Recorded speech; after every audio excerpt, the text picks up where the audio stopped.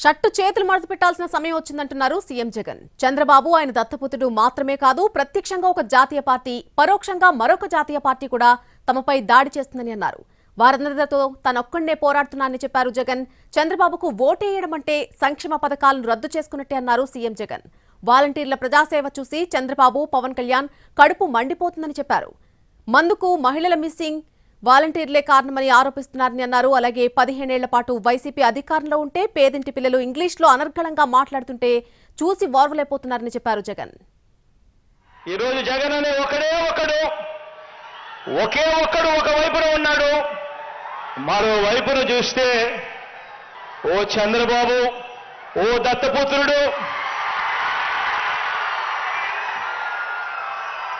వీరికి తోడు పరోక్షంగా ఒక జాతీయ పార్టీ, ప్రత్యక్షంగా మరో జాతీయ పార్టీ.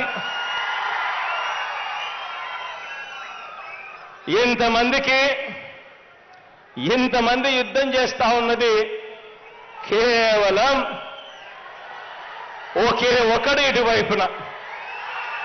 లీడర్ అనేవాడు ఎలా ఉండాలి అనంటే, లీడర్ నోట్లో నుంచి ఒక మాట వస్తే ఆ మాట కష్టమైన నష్టమైన ఆ మనిషి ఆ మాట మీద నిలబడతాడు అన్న నమ్మకం ప్రతి పేదవాడిలోనూ ఉండాలి.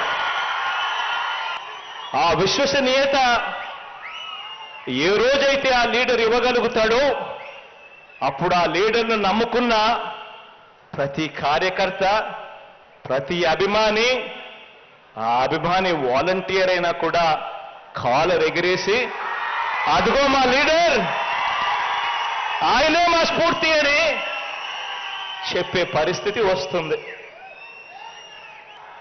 ఇక స్లీవ్స్ మడచాల్సిన సమయం వచ్చింది.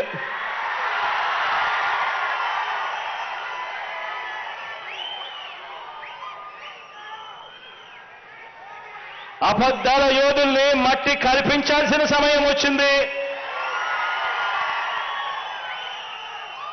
మీ మీదకు పదును పెట్టి మంచి చేస్తున్న ప్రభుత్వానికి అండగా నిలబడాల్సిన సమయం వచ్చింది.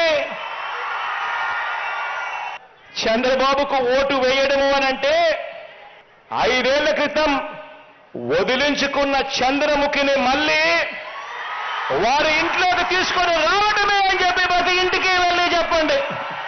బాబుకు ఓటు వేయడము అనంటే ఈ సంక్షేమ అభివృద్ధి పథకాలన్నింటినీ కూడా రద్దు చేయండి అని, మీకు మీరే ఆమోదం తెలపడమే అని ప్రతి ఇంటికి వెళ్ళి చెప్పండి. ఇక జన్మభూమి కమిటీలు వస్తాయి, చంద్రబాబు వస్తారు, చంద్రముఖులు ముందుకు వస్తాయి అని చెప్పి ప్రతి ఇంటికి వెళ్ళి చెప్పండి.